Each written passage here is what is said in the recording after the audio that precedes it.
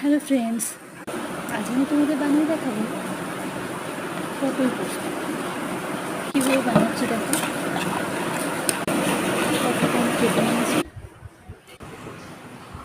মশলাও রেডি করে নিয়েছি, নুন হলুদ তেল মাখিয়ে ম্যারিনেট করে রেখেছি। এবার সরষের তেল দিয়ে আমি এটা ভেজে নিচ্ছি।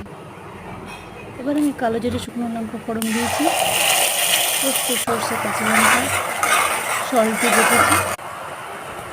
ব্যাস, একটু সুগার, একটু সল্ট, ভাজা পটলগুলো আমি ছেড়ে দিলাম। মশলাটা কষে নিয়েছি আমি, তেল বেরিয়ে এসছে। আমার রান্না কিন্তু কমপ্লিট। এবার আমি তোমাদের কাছে গুছিয়ে নিয়ে আসছি। এটা জানো তো, আমার মা দারুণ বানায়।